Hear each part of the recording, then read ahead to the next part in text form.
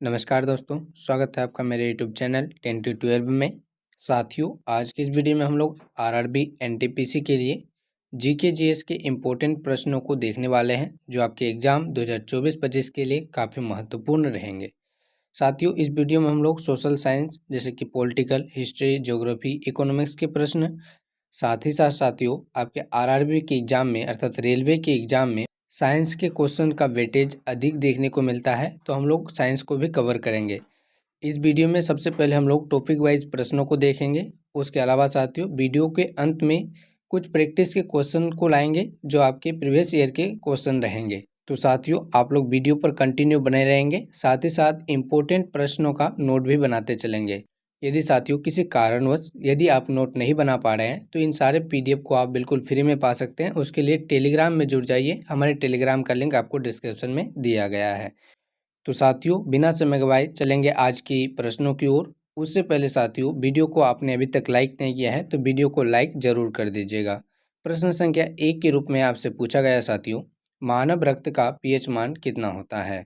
तो इसका सही उत्तर की यदि बात करें तो साथियों इसका सही उत्तर हो जाएगा 7.4। मानव रक्त का पीएच मान 7.4 होता है। आपको ये बात याद रखनी है, आपके एग्जाम के लिए एक काफ़ी महत्वपूर्ण प्रश्न है।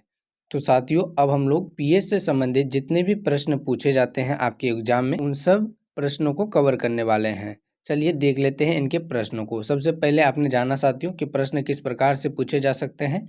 अब हम लोग पीएच से संबंधित जितने भी प्रश्न बनेंगे सभी को देख लेंगे। तो साथियों इसी तरह के कंटिन्यू वीडियो पाने के लिए यदि आप अभी तक हमारे चैनल को सब्सक्राइब नहीं किए हैं तो चैनल को सब्सक्राइब करके हमसे अवश्य जुड़ जाइएगा। इसे अपने दोस्तों तक भी ज़रूर शेयर कीजिएगा साथियों। जो भी आपके मित्रगण रेलवे की तैयारी में लगे हुए हैं उन तक ज़रूर भेजिएगा। लाइक नहीं किए वीडियो को तो लाइक ज़रूर कीजिएगा और हमें सपोर्ट भी ज़रूर कीजिएगा। चलिए देख लेते हैं प्रश्नों को। साथियों जैसे कि रक्त का पीएच मान आपने जाना 7.4 रक्त का पीएच मान होता है, उसी प्रकार आपसे पूछा गया है जल का पीएच मान कितना होता है। तो आपको बता दें साथियों, जल का पीएच मान 7 होता है। जल एक उदासीन विलयन होता है। कैसा विलयन होता है साथियों? उदासीन विलयन होता है। आप इसे भी याद रखिएगा। दूसरा नंबर में पूछा गया है दूध का पीएच मान कितना होता है। तो साथियों यदि बात करें दूध के पीएच मान की तो सही उत्तर हो जाएगा 6.4। 6.4 साथियों इस प्रश्न का आपका बिल्कुल सही उत्तर हो जाएगा। उसके बाद साथियों अगला नंबर टॉपिक है आपका सिरके के पीएच मान पूछा गया है। यह आपके एग्जाम के लिए काफ़ी महत्वपूर्ण है, काफ़ी बार आपके एग्जाम में पूछा गया है। यदि बात करें सिरके का तो साथियों 3 होता है। सिरके का पीएच मान 3 होता है, अर्थात अम्लीय होता है साथियों। अम्लीय होता है क्योंकि 7 से कम वाले को अम्लीय कहा जाता है, 7 से अधिक पीएच मान वाले को क्षारीय कहा जाता है, और जो 7 में होते हैं साथियों जिनका पीएच मान 7 होता है वो उदासीन होता है। उसी प्रकार से आपसे पूछा गया है नींबू के रस का पीएच मान कितना होता है। तो नींबू के रस का पीएच मान 2.4 होता है। कितना होता है साथियों? 2.4 होता है। आप इसे भी याद रखिएगा। अगले नंबर पे पूछा गया है साथियों NaCl अर्थात साधारण नमक। NaCl साथियों अर्थात साधारण नमक का पीएच मान कितना होता है। तो साथियों NaCl अर्थात साधारण नमक का पीएच मान जाएगा 7। यह भी एक उदासीन विलयन के रूप में होता है, जिसको हम लोग नमक के नाम से जानते हैं। ठीक है साथियों, और इसी का प्रयोग नमक के रूप में हम लोग करते भी हैं। अगला नंबर है साथियों पीएच पैमाने का पता किसने लगाया था। यह भी आपके एग्जाम के लिए काफ़ी महत्वपूर्ण प्रश्न रहने वाला है, और साथियों ऐसे ही प्रश्न आपके एग्जाम में पूछे भी जाते हैं। यदि बात करें पीएच पैमाने की तो इसका सही उत्तर हो जाएगा सोरेनसन ने। पीएच पैमाने का पता किस वैज्ञानिक ने लगाया था? सोरेनसन ने लगाया था। आप इसे भी याद रखिएगा, काफ़ी इंपॉर्टेंट है साथियों। चलते हैं उसके बाद अगले नंबर पे। अगले नंबर पर पूछा गया साथियों अम्लीय घोल का पीएच मान कितना होता है। तो साथियों जैसे कि आपको बताई गई है कि अम्लीय घोल का पीएच मान 7 से कम होता है। वहीं क्षारीय की बात करें तो क्षारीय का 7 से अधिक होगा, और साथियों यदि उदासीन विलयन की बात करें तो वो 7 होता है। ठीक है साथियों, जैसे कि दूसरे नंबर प्रश्न के रूप में आपसे पूछा भी गया है कि उदासीन घोल का पीएच मान कितना होता है, तो 7 होता है। ठीक है साथियों, आप इसे भी याद रखिएगा। और साथ ही साथ साथियों आपको याद रखना है कि पीएच पैमाने का पता किसने लगाया था? सोरेनसन जी ने लगाया था। अगला नंबर में पूछा गया है साथियों शराब का पीएच मान कितना होता है। यदि बात करें शराब की अर्थात साथियों अल्कोहल की, तो इसका पीएच मान 3.5 होता है, अर्थात 3.5 के रूप में आप इसे जान सकते हैं। यह भी साथियों अम्लीय घोल के रूप में होता है। यह भी साथियों क्या होता है? अम्लीय घोल के रूप में होता है। अगला है मानव मूत्र का पीएच मान कितना होता है। तो साथियों यह हमारे खान पान और साथियों हमारे शरीर के तापमान पर भी निर्भर करता है। मानव मूत्र के यदि पीएच मान की बात करें तो साथियों यह 4.8 से 8.4 तक रहता है। आप इसे एवरेज में मान सकते हैं साथियों, 4.8 से 8.4 के मध्य। उसके बाद अगला है साथियों, अगले नंबर पे पूछा गया है समुद्री जल का पीएच मान। समुद्री जल का पीएच मान कितना होता है? तो साथियों इसका बिल्कुल सही उत्तर हो जाएगा 8.1। समुद्री जल का पीएच मान 8.1 होता है, आप इसे भी याद रखिएगा। अगला नंबर पे पूछा गया है आंसू का पीएच मान कितना होता है? तो साथियों एज इट इज जो ब्लड का पीएच मान होता है, जो ब्लड का पीएच मान होता है साथियों, मानव रक्त का पीएच मान होता है, वही साथियों आपका सेम टू सेम आंसू का भी पीएच मान होता है। तो आप इसे भी याद रखिएगा। ठीक है साथियों, चलते हैं उसके बाद अगले नंबर प्रश्न पे। यह साथियों आपके पीएच मान से अंतिम नंबर प्रश्न रहने वाला है। आशा करेंगे कि पीएच से संबंधित कोई भी प्रश्न अब आपसे नहीं छूटेगा। यदि साथियों आपने इन प्रश्नों का नोट बनाया है तो ये आपकी काफ़ी अच्छी आदत है, ताकि अपने नोट से साथियों आप रिवीजन कर सकेंगे उचित समय पे, और अपना नोट साथियों याद भी होते हैं। इसके साथ साथियों यदि अपना नोट आप समझ के बना रहे हैं तो ये काफ़ी लंबे समय तक यह आपकी बुद्धि में रहती भी है। लेकिन किसी कारणवश आपको समय नहीं मिल पा रहा है या नहीं बना पा रहे हैं तो ये सारा पीडीएफ आपको बिल्कुल फ्री में मिल सकता है साथियों। उसके लिए हमारे टेलीग्राम से आप अवश्य जुड़ जाइए, लिंक आपको डिस्क्रिप्शन में दिया गया है। उसके अलावा साथियों इसी तरह के प्रश्नों के लिए आपने अभी तक हमारे चैनल को सब्सक्राइब नहीं किया है तो हमारे चैनल 10 to 12 को साथियों जरूर सब्सक्राइब कीजिएगा, ताकि यहाँ से आपकी तैयारी बेहतरीन हो सके और लगातार आपकी तैयारी बेहतरीन होते रहे। उसके अलावा साथियों वीडियो पसंद आ रही हो तो इसे लाइक भी कीजिएगा। कमेंट में कोई डाउट रहता है तो साथियों जरूर पूछिएगा, ताकि रिप्लाई के माध्यम से आपके डाउट का सलूशन कर सके। तो साथियों चलिए देख लेते हैं पीएच से संबंधित अंतिम नंबर प्रश्नों को। क्या पूछा गया है? मानव लार का पीएच मान आपसे पूछा गया है। तो साथियों यह भी हमारे मुंह पे डिपेंड करता है और खान पान पे भी डिपेंड करती है। तो 6.5 से 7.5 तक इसका पीएच मान रहता है। किसका साथियों? मानव लार का। तो साथियों यह पीएच से संबंधित अंतिम नंबर प्रश्न था। आशा करते हैं कि आपको समझ में आया होगा। चलिए अगले नंबर टॉपिक पे। अगला नंबर टॉपिक है साथियों जिसका हम लोग प्रयोग करते हैं प्रमुख उपकरण और उसके कार्य। प्रमुख उपकरण साथियों और उसके कार्य से टॉपिक रहने वाला है। प्रश्न किस प्रकार से पूछे जाएंगे आपसे, आप सबसे पहले उसे जान लीजिए साथियों। प्रश्न कुछ इस प्रकार से आपसे पूछे जाएंगे।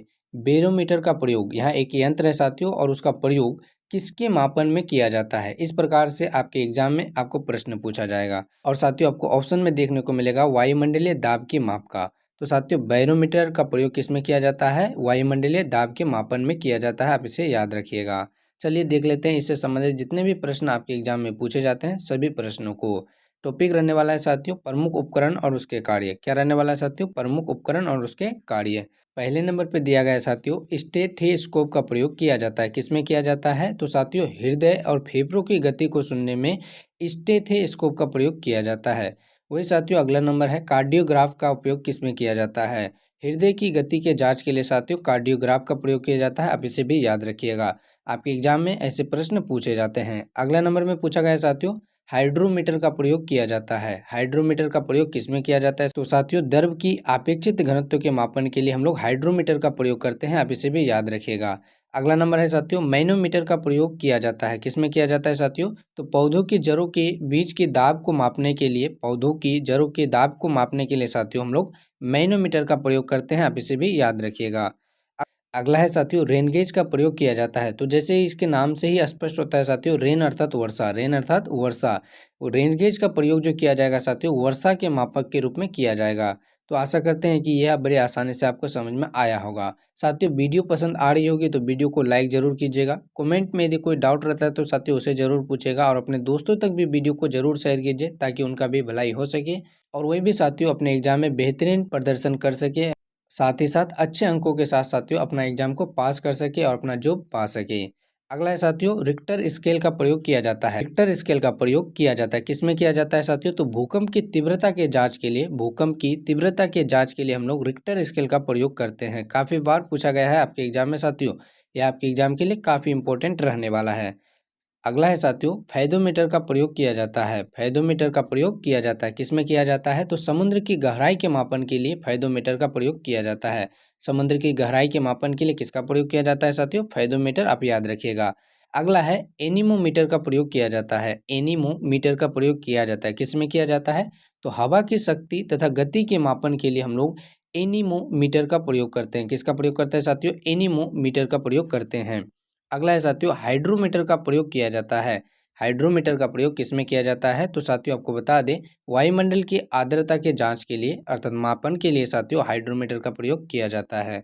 उसके बाद साथियों अगले नंबर पे आपसे पूछा गया है सिस्मोग्राफ का प्रयोग किसमें किया जाता है? तो साथियों यह भी काफ़ी इंपॉर्टेंट प्रश्न है आपके एग्जाम के लिए। आपके एग्जाम में कई बार पूछा गया प्रश्न है। सिस्मोग्राफ का प्रयोग किया जाता है, किसमें किया जाता है? भूकंप की माप के लिए साथियों, भूकंप की माप के लिए सिस्मोग्राफ का प्रयोग किया जाता है। आप इसे भी याद रखिएगा। अगले नंबर पे पूछा गया साथियों, ओडियोमीटर का प्रयोग किया जाता है। साथियों आपको जानना बहुत ज़्यादा जरूरी है कि पहियों द्वारा तय की गई दूरी के मापन के लिए ओडियोमीटर का प्रयोग किया जाता है। साथियों ओडियोमीटर कहाँ पे लगाए जाते हैं? तो गाड़ी, जो 2 पहिया या 4 पहिया गाड़ियाँ होती है साथियों, उसमें ओडियोमीटर का प्रयोग किया जाता है ताकि उसके द्वारा तय की गई दूरी का पता लगाया जा सके। ठीक है साथियों, प्रमुख उपकरणों से साथियों यह आपका अंतिम नंबर प्रश्न रहने वाला है और काफ़ी इंपॉर्टेंट है साथियों। मोस्ट इंपॉर्टेंट प्रश्न की श्रेणी में आप इसे रख सकते हैं। सिस्मोमैग्नोमीटर, जो कि आपके एग्जाम में कई बार पूछा गया है साथियों, हजारों बार से अधिक आपके एग्जाम में पूछा गया है। सिस्मोमैग्नोमीटर का प्रयोग किसमें किया जाता है? यदि साथियों आप एक जनरल कंपटीशन के स्टूडेंट रहे होंगे तो यह प्रश्न आपको कई एग्जामों में देखने को मिलेगा। ठीक है साथियों, क्योंकि कई बार आपके एग्जाम में पूछा गया है और साथियों बार बार पूछे भी जाते हैं। सिस्मोमैग्नोमीटर का प्रयोग किसमें किया जाता है? तो रक्त के दाब के मापन के लिए साथियों, ब्लड प्रेशर के मापन के लिए सिस्मोमैग्नोमीटर का प्रयोग किया जाता है। साथियों आप कमेंट करके जरूर बताइएगा कि एक सामान्य व्यक्ति का रक्तदाब, ब्लड प्रेशर कितना रहता है। ठीक है साथियों, इसका जवाब आप कमेंट करके जरूर दीजिएगा। आशा करेंगे कि जितने सारे व्यूअर्स हमारे देख रहे हैं सभी इस प्रश्न का जवाब कमेंट जरूर कीजिएगा। ठीक है साथियों, चलते हैं उसके बाद अगले नंबर टॉपिक पे। अगले नंबर टॉपिक पे जाए साथियों, उससे पहले आपने अभी तक हमारे चैनल को सब्सक्राइब नहीं किया है तो चैनल को सब्सक्राइब जरूर कीजिए ताकि यहाँ से आपकी तैयारी बिल्कुल फ्री में बेहतरीन हो सके और साथियों साथ ही साथ सही समय पे आपको उचित गाइडेंस भी मिलती रहे। तो चैनल को सब्सक्राइब करके हमारे यूट्यूब फैमिली में एक सदस्यता का योगदान जरूर दीजिएगा साथियों। हमारे फैमिली के साथ जुड़ के हमारे फैमिली को बड़ा जरूर कीजिएगा। चलिए साथियों देख लेते हैं उसके बाद कुछ महत्वपूर्ण प्रश्नों को। शरीर का तापमान, साथियों मानव से संबंधित जितने भी प्रश्न पूछे जाते हैं, मानव शरीर से संबंधित सभी प्रश्नों को हम लोग देखेंगे। साथियों पहले नंबर पे आपको दिया गया है मानव शरीर का तापमान कितना होता है। तो यह भी काफ़ी इंपॉर्टेंट प्रश्न है, आपके एग्जाम में पूछे जाते हैं। मानव शरीर के तापमान की बात करें तो साथियों 37 डिग्री सेल्सियस के रूप में आप इसे जानिए। 37 डिग्री सेल्सियस के रूप में आप इसे जानिए, या फिर साथियों आप कह सकते हैं कि 98 डिग्री 4 फ़ारेनहाइट होता है। क्या होता है साथियों? 98 डिग्री 4 फ़ारेनहाइट। यदि साथियों आप डिग्री सेल्सियस में कह रहे हैं तो इसे 37 डिग्री कहिएगा। यदि फ़ारेनहाइट में कह रहे हैं साथियों तो 98 डिग्री 4 फ़ारेनहाइट सामान्य शरीर का साथियों तापमान होता है।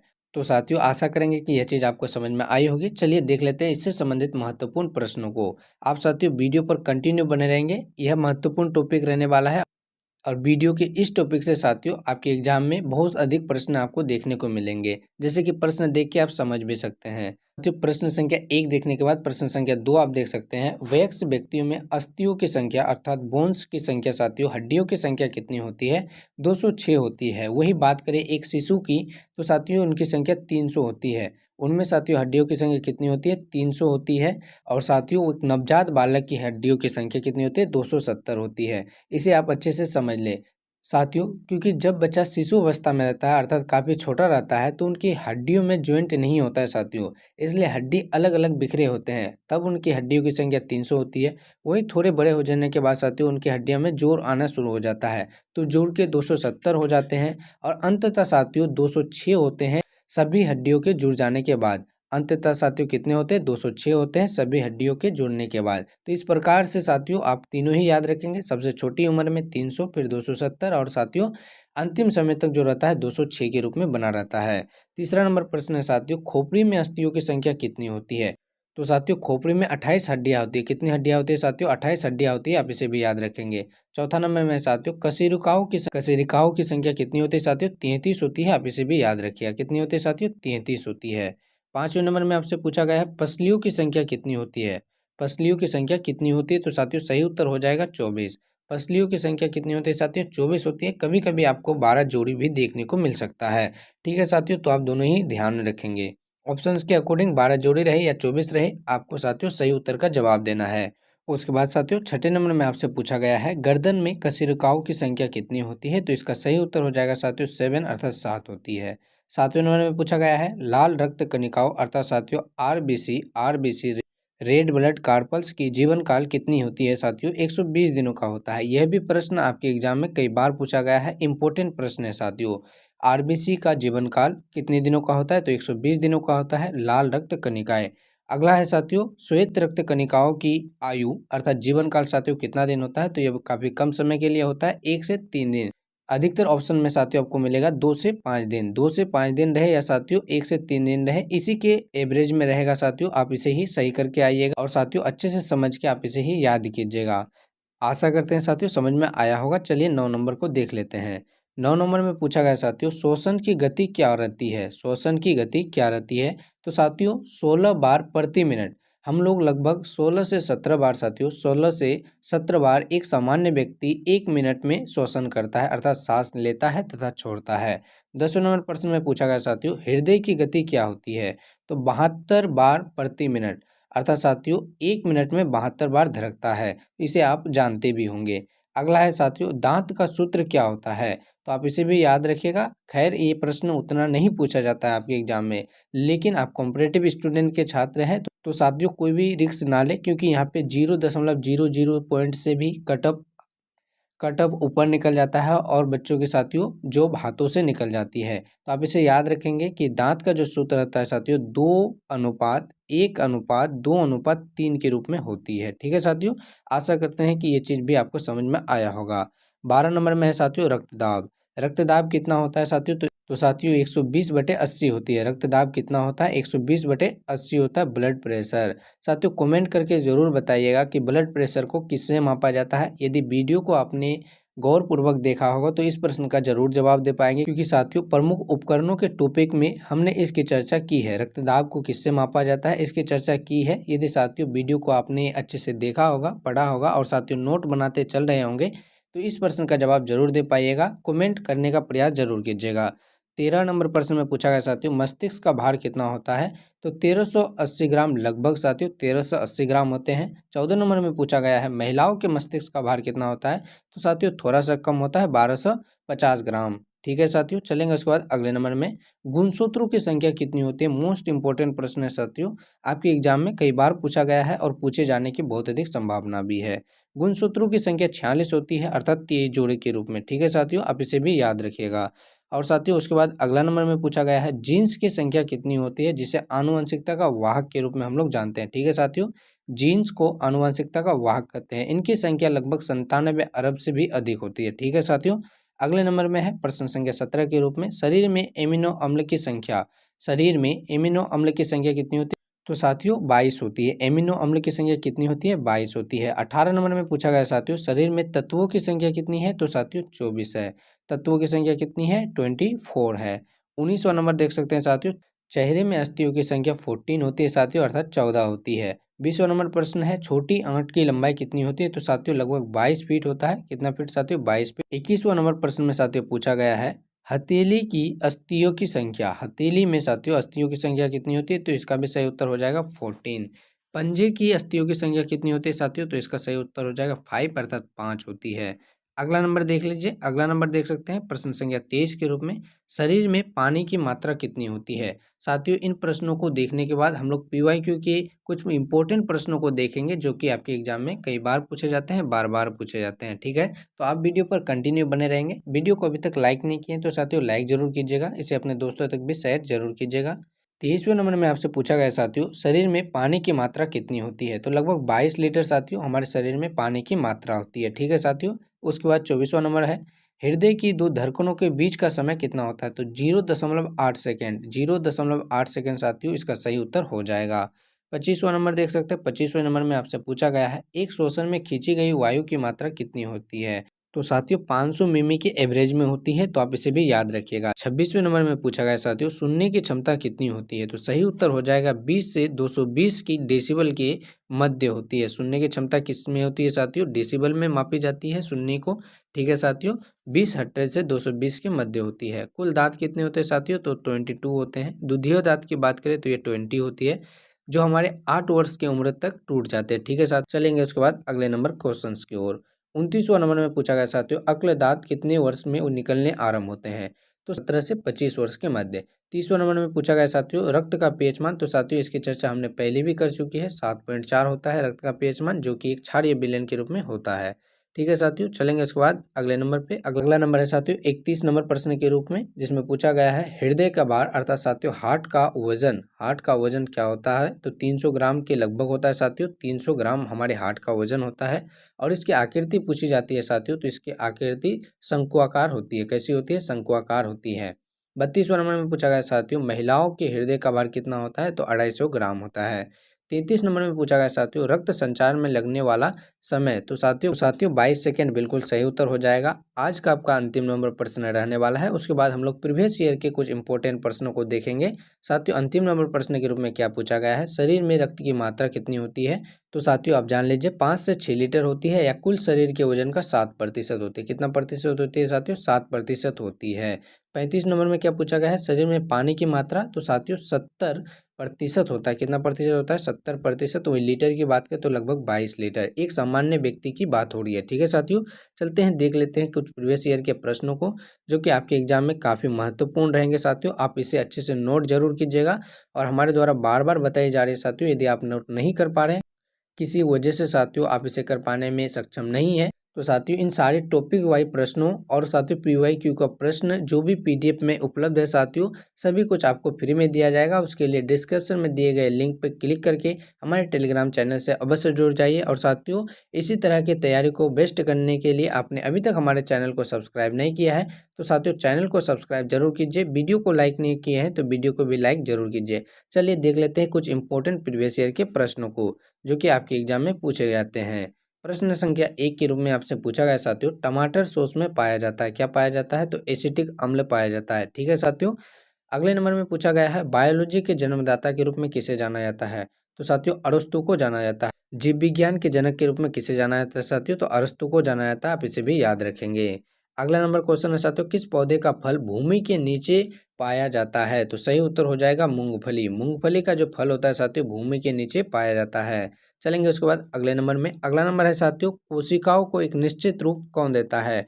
कोशिका भित्ति साथी कोशिकाओं को क्या देती है, एक सही रूप प्रदान करती है, स्ट्रक्चर प्रदान करती है। चलेंगे उसके बाद अगले नंबर पे। अगला नंबर में पूछा गया है साथियों पत्तियों को हरा रंग किसके द्वारा प्राप्त होती है। तो साथियों क्लोरोफिल या क्लोरोप्लास्ट के नाम से आप इसे जानते हैं। ठीक है साथियों, पत्तियों को हरा रंग प्रदान करते हैं, जिसके माध्यम से सभी हरे पौधे साथियों प्रकाश संश्लेषण की प्रक्रिया द्वारा अपना भोजन प्राप्त करते हैं। अगला नंबर क्वेश्चन में पूछा गया साथियों राष्ट्रीय पर्यावरण अभियांत्रिकी संस्थान कहाँ है। तो सही उत्तर हो जाएगा नागपुर में। कहाँ है साथियों? नागपुर इसका बिल्कुल सही उत्तर हो जाएगा। चलिए देख लेते हैं उसके बाद अगला नंबर प्रश्न। अगला नंबर प्रश्न साथियों भूरी क्रांति किससे संबंधित है। भूरी क्रांति का संबंध किससे है साथियों। तो उर्वरक के उत्पादन से संबंधित है।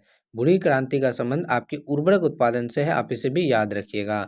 अगला नंबर क्वेश्चन है साथियों मादा पशुओं में बच्चों पैदा होते समय कौन सा हार्मोन सक्रिय होता है। तो ऑक्सीटोसिन हार्मोन सक्रिय हो जाता है साथियों, आप इसे भी याद रखिएगा। उसके बाद देख लेते हैं साथियों अगले नंबर प्रश्न को। अगला नंबर प्रश्न में आपसे पूछा गया है भारत का कौन सा राज्य एशिया की अंडे की टोकरी के नाम से जानी जाती है। तो साथियों आंध्र प्रदेश को अंडे के टोकरी के नाम से जाना जाता है, आप इसे भी याद रखिएगा। ये भी काफी इंपॉर्टेंट प्रश्न है। अगला नंबर क्वेश्चन में पूछा गया साथियों भारतीय पशु चिकित्सा अनुसंधान कहाँ स्थित है। तो बरेली में है साथियों, आप इसे भी याद रखिएगा। काफी इंपॉर्टेंट है, यह भी आपके एग्जाम में पूछा गया प्रश्न है। उसके बाद साथियों प्रीवियस ईयर के अंतिम नंबर प्रश्नों में से एक है लाल क्रांति किससे संबंधित है। तो लाल क्रांति का संबंध साथियों मांस उत्पादन से है। वीडियो कैसी लगी कमेंट करके जरूर बताइएगा। यदि पसंद आई होगी तो साथियों इसे लाइक जरूर कीजिएगा, अपने दोस्तों तक शेयर जरूर कीजिएगा। अभी तक चैनल को सब्सक्राइब नहीं किए हैं तो चैनल को सब्सक्राइब भी जरूर कीजिएगा। टॉपिक वाइज इसी तरह के प्रश्नों को पाने के लिए साथियों हमारे द्वारा प्रतिदिन कम्युनिटी पोस्ट के माध्यम से क्यूज भी डाली जाती है, अर्थात जीके के प्रश्न भी डाले जाते हैं। तो आप चाहे तो उसमें भी साथियों पार्टिसिपेट कर सकते हैं। प्रतिदिन नोटिफिकेशन आप तक पहुंचे उसके लिए चैनल को सब्सक्राइब करके बेल आइकन जरूर दबाइए। और साथियों इन सारे PDF को बिल्कुल फ्री में पाने के लिए आप हमारे टेलीग्राम से जरूर जुड़ जाइए, लिंक आपको डिस्क्रिप्शन में दिया गया है। उसके अलावा कोई डाउट्स रहता है साथियों तो उसे भी कमेंट जरूर कीजिए, अपने दोस्तों तक इस वीडियो को जरूर भेजिए। तो साथियों मिलेंगे इसी तरह के प्रश्नों के साथ किसी अगले वीडियो में, तब तक के लिए आपका बहुत बहुत धन्यवाद।